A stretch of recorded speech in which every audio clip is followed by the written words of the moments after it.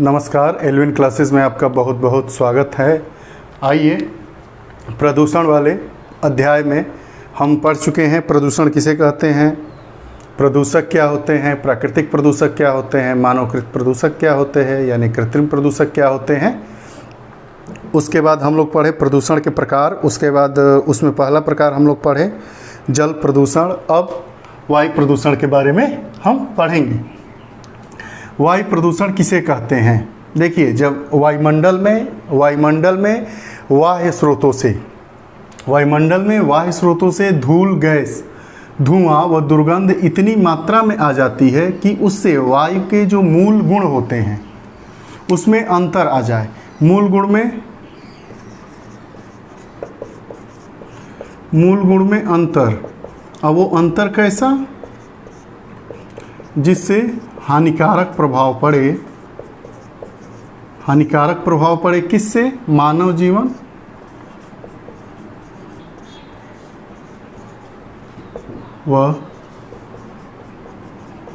जीवन व संपत्ति पर। तो हम वायु प्रदूषण की परिभाषा देंगे कि जब वायुमंडल में बाह्य स्रोतों से धूल, गैस, धुआं व दुर्गंध इतनी मात्रा में आ जाए कि उससे वायु के मूल गुणों में अंतर आ जाए तथा उससे मानव जीवन व संपत्ति को नुकसान होने लगे, वायु प्रदूषण कहते हैं। ठीक, वायु प्रदूषण के अब कारण कौन कौन से हैं? कौन से कारण हैं? वायु प्रदूषण के निम्नलिखित कारण हैं। पहले, वाहनों द्वारा वायु प्रदूषण फैलता है, उद्योगों द्वारा, प्राकृतिक स्रोतों द्वारा, दुर्घटनाओं द्वारा, वनाग्नि द्वारा या वनों में आग लगने से, धान के खेत से, जैविक पदार्थों के सड़ने से आदि प्रमुख वायु प्रदूषण के कारण हैं। देखिए, वाहनों से जो धुआं निकलता है, वाहनों से निकलने वाले धुएं में कार्बन, सल्फर और नाइट्रोजन के ऑक्साइड पाए जाते हैं। पहला, वाहनों द्वारा वायु प्रदूषण का जो कारण है क्या है कि वाहनों के, गाड़ियों के धुएं से कार्बन, सल्फर और नाइट्रोजन के ऑक्साइड निकलते हैं जो वायु में मिलकर वायु को दूषित करते हैं, अर्थात उनके मूल गुणों में अंतर लाते हैं। अगला, उद्योगों द्वारा। उद्योग क्या है भाई? फैक्ट्रियों से निकलने वाला धुआं या उस वातावरण का जो तापमान होता है, तापमान की वृद्धि, ये सभी निकल के वायु के मूल गुणों में अंतर लाते हैं जिससे वायु दूषित होती है और मानव जीवन व उसके संपत्ति को नुकसान पहुंचता है। अगला, प्राकृतिक स्रोतों द्वारा। ज्वालामुखी विस्फोट से जो लार्वा निकलता है, जो आग्नेय रूप में, वो सब हमारे वायु को प्रदूषित करते हैं, हवा को प्रदूषित करते हैं, जिससे वायु के मूल गुणों में अंतर आ जाता है। दुर्घटनाओं द्वारा, कारखानों से गैस का रिसाव, जैसे हम लोग पढ़े थे भोपाल गैस त्रासदी में मिथाइल आइसोनाइट गैस का रिसाव हुआ था, उससे धन, जन व वायु को काफ़ी नुकसान हुआ। अभी विशाखापट्टनम में स्टायरिन गैस का रिसाव हुआ है एक फैक्ट्री से, वो भी आप दुर्घटनाओं में देख सकते हैं। यह दुर्घटनाएं कैसे होती हैं? मानव द्वारा थोड़ी सी लापरवाही के कारण ये बड़ी बड़ी दुर्घटनाएं हो जाती है, जिससे मानव जगत, जीव जगत व हमारे वातावरण पर इसका हानिकारक प्रभाव पड़ता है। युद्ध सामग्री, युद्ध होने पे आवाज़ होती है, विस्फोट होता है, हमारी वायु प्रदूषित होती है। पटाखा फैक्ट्रियों में आग लग जाती है, इससे भी वायु प्रदूषित होती है। ये सब दुर्घटनाएं असावधानी व अच्छे प्रबंधन के न होने के कारण घटित होती है, जिससे हमारा वायु प्रदूषण होता है। अगला है वनों में आग से।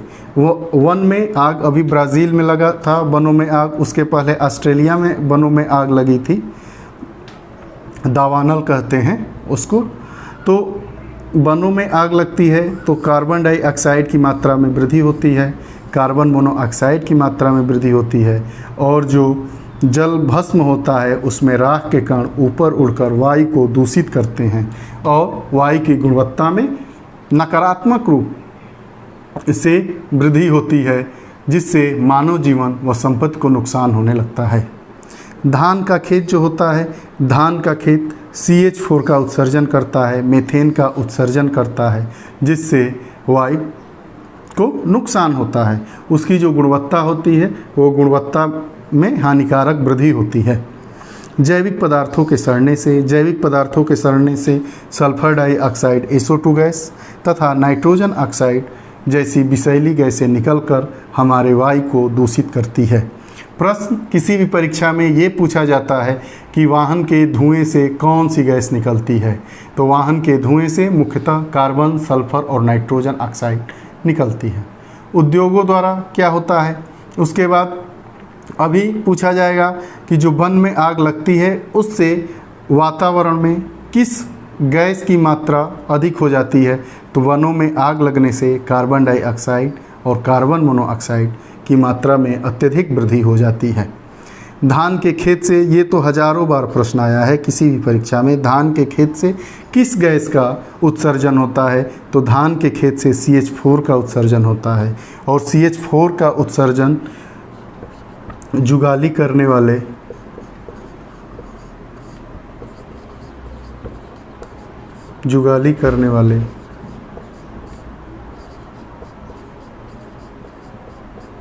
जानवरों से भी CH4 यानी मीथेन का उत्सर्जन होता है। उसके बाद पूछता है कि जैविक पदार्थों के सड़ने से कौन सी गैस निकलती है, तो जैविक पदार्थों के सड़ने से सल्फर डाइऑक्साइड तथा नाइट्रोजन ऑक्साइड गैस निकलती है। देखिए, वायु प्रदूषण के कारण हम लोग अभी समझे। अब देखिए, महत्वपूर्ण प्रश्न ये पूछा जाता है कि ग्रीन हाउस गैसों को प्रभावित करने वाली प्रमुख कौन सी गैस है, तो ग्रीन हाउस गैसों को सबसे ज़्यादा प्रभावित हमारी कार्बन डाइऑक्साइड करती है 55%। उसके बाद दूसरे नंबर पे है CFC क्लोरोफ्लोरोकार्बन, ये 24% इसकी हिस्सेदारी होती है ग्रीन हाउस गैसों को प्रभावित करने में। CH4 यानी मीथेन 15% भागीदारी देता है। प्रश्न में कई बार चारों ऑप्शन दिए रहते हैं, तीनों ऑप्शन दिए रहते हैं, उसके बाद कोई और एक ऑप्शन दे दिया जाता है। ये पूछेगा कि निम्न में से कौन सी गैसें ग्रीन हाउस गैस को प्रभावित करती है, तो CO2 भी होगी, CFCS भी होगी, CH4 भी होगी। लेकिन अगर प्रश्न ये पूछता है कि ग्रीन हाउस गैसों को सबसे ज़्यादा प्रभावित करने वाली कौन सी गैस है, तो ग्रीन हाउस गैस को सबसे ज़्यादा ग्रीन हाउस को प्रभावित करने वाली सबसे बड़ी गैस या सबसे ज़्यादा ग्रीन हाउस को प्रभावित करने वाली गैस CO2 कार्बन डाइऑक्साइड होती है। अगर ऑप्शन में कार्बन डाइऑक्साइड नहीं होता है तो दूसरे नंबर पे CFC लगा देते हैं। अगर ये भी गैस नहीं होती है तो CH4 यानी मीथेन को टिक में लगाते हैं। उसके बाद जो कहीं ना कहीं किसी न किसी परीक्षा में ये प्रश्न आए हैं उसको देखते हैं। लाइकेंस क्या है? लाइकेंस ये छोटे छोटे घास होते हैं, घास पौधे होते हैं। लाइकेंस क्या होते हैं? लाइकेंस छोटे छोटे घास के पौधे होते हैं। लाइकेंस क्या है? तो ये वायु प्रदूषण के सबसे अच्छे सूचक होते हैं। ये परीक्षाओं में कई बार पूछा गया है कि वायु प्रदूषण के सबसे अच्छे सूचक कौन से हैं। ऑप्शन में लाइकेंस दे देगा, पादप दे देगा, जंतु दे देगा, जैव विविधता दे देगा ऑप्शन में। तो हम लोगों को वायु प्रदूषण के सबसे अच्छे सूचक के बारे में अगर पूछेगा और ऑप्शन में लाइकेंस रहेगा तो लाइकेंस पे टिक करेंगे, सही टिक। ठीक, उसके बाद एक नया शब्द है स्टोन लेप्रोसी। लेप्रोसी मतलब लकवा। स्टोन लेप्रोसी क्या है? देखिए, अम्ल वर्षा के कारण जो हमारी प्राचीन इमारतें हैं, मंदिर हैं, मूर्तियां हैं, वो गलने लगती है। अम्ल वर्षा किससे होती है? तो अम्ल वर्षा SO2 और NO2 के सम्मिलन से अम्ल वर्षा होती है। तो अम्ल वर्षा के कारण प्राचीन भवन व मूर्तियों के गलने की संज्ञा जो दी गई है उसे स्टोन लेप्रोसी कहते हैं। अगला हमारा है महत्वपूर्ण विषय कि इटाई रोग किससे होता है? इटाई रोग कैडमियम के कारण होता है। इटाई रोग किससे होता है? इटाई रोग कैडमियम के कारण होता है। कार्बन मोनोऑक्साइड जो गैस होती है CO, उसको हम दम घोटू गैस भी कहते हैं। सीटेट या यूपी टेट में ये भी प्रश्न पूछा गया है कि दम घोटू गैस की संज्ञा किसे दी गई है, तो कार्बन मोनोऑक्साइड को दम घोटू गैस की संज्ञा दी गई है। देखिए CO2 कार्बन डाइऑक्साइड में से एक ऑक्सीजन का अणु कम हो जाता है तो ये क्या हो जाता है, कार्बन मोनोऑक्साइड। एक स्माग शब्द, स्माग मतलब धुआं, शब्द का प्रथम उल्लेख किसने किया था, तो स्माग शब्द का प्रथम उल्लेख डॉक्टर हेनरी एंटोनी ने किया था। ठीक, अब आइए आगे देखते हैं। ध्वनि का जब कानों व मस्तिष्क पर प्रतिकूल प्रभाव पड़ने लगे तो उसे शोर कहते हैं। शोर किसे कहते हैं, जब ध्वनि का कान और मस्तिष्क पर प्रतिकूल प्रभाव पड़ने लगे तो उसे शोर कहते हैं। ठीक, और यह ध्वनि प्रदूषण है। शोर ही क्या है, ध्वनि प्रदूषण है। ध्वनि प्रदूषण का कारण क्या क्या हो सकता है, यातायात के साधनों की तेज ध्वनि, पटाखों का बजना, आकाशीय बिजली का चमकना या आकाशीय बिजली से जो शोर उत्पन्न होता है, डीजे, जनरेटर आदि से जो उत्पन्न शोर होता है, आवाज़ होता है, ध्वनि होती है, वही ध्वनि प्रदूषण का कारण बनता है। अब ध्वनि प्रदूषण का प्रभाव क्या है, ध्वनि प्रदूषण से या तो आंशिक बहरेपन की समस्या आ सकती है या पूर्ण बहरेपन की भी समस्या आ सकती है। हमारा रक्तचाप तेज हो जाता है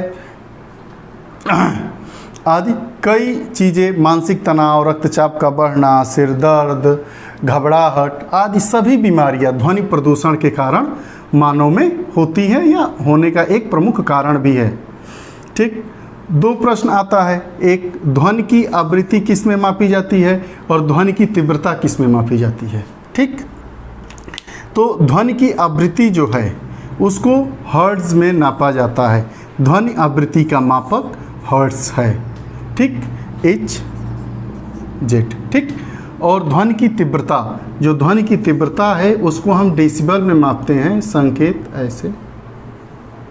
ठीक, दो प्रश्न, महत्वपूर्ण प्रश्न, सामान्य प्रश्न लेकिन गलत होता है बार बार परीक्षाओं में कि ध्वनि की आवृत्ति किस में मापी जाती है, उसमें हर्ट्ज और डेसिबल दोनों दिया रहेगा तो हमारा उत्तर हर्ट्ज होगा। और ध्वनि की तीव्रता किस में मापी जाती है तो उसमें डेसिबल और हर्ट्ज दोनों होगा, हमारा ऑप्शन जो सही होगा वो डेसिबल होगा।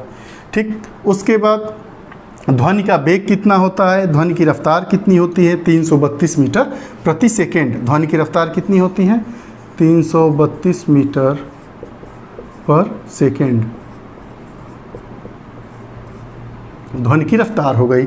ठीक, अब देखिए एक सोनिक बूम होता है। सोनिक बूम क्या होता है, ध्वनि की गति से अधिक रफ्तार से चलने वाले जेट विमान। सोनिक बूम किसे कहते हैं कि ध्वनि से अधिक रफ्तार से चलने वाले जो हमारे जेट विमान होते हैं उनसे जो ध्वनि उत्पन्न होती है, ठीक, उसी को क्या कहते हैं, सोनिक बूम कहते हैं। ठीक, और जो सोनिक बूम होता है उसको मापने की इकाई मैक है। तो मैक से क्या है, सोनिक बूम की आवृत्ति या इसकी इकाई मापी जाती है, मैक MACH। ठीक, उसके बाद जो हमारी ध्वनि की जो तीव्रता है वो कितनी होनी चाहिए, तो WHO वर्ल्ड हेल्थ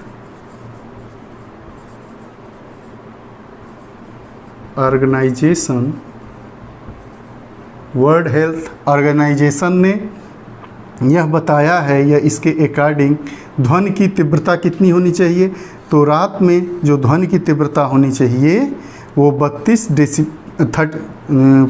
डेसिबल होना चाहिए। WHO के अनुसार ध्वनि की तीव्रता का उच्चतम स्तर रात में 35 डेसिबल और दिन में 45 डेसिबल होना चाहिए। ठीक, देखिए जो मनुष्य का कान होता है वो 20 से 20,000 हर्ट्ज तक आवृत्ति की आवाज़ों को क्या करता है, सुनता है।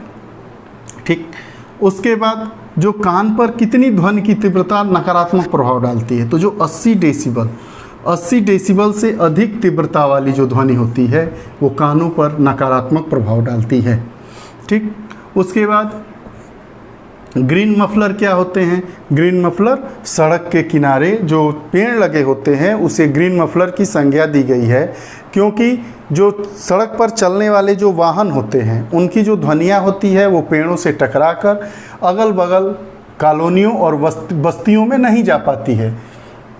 इसी कारण जो सड़क के किनारे वृक्ष लगे होते हैं उन्हें ग्रीन मफलर की संज्ञा दी गई है।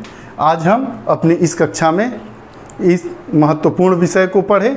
आगे इसी में ट्रक से निकलने वाली आवाज़ की कितनी डेसिबल आवृत्ति होती है, तीव्रता होती है, लड़ाकू विमान की कितनी अधिक तीव्रता होती है, इन सब के बारे में, और उसके बाद आगे ई अपशिष्ट से जो प्रदूषण उत्पन्न होता है और मृदा प्रदूषण, दो अत्यंत महत्वपूर्ण इसमें प्रकार जो बचे हैं उसको हम अगली कक्षा में पढ़ेंगे। आप लोगों को बहुत बहुत धन्यवाद। नमस्कार।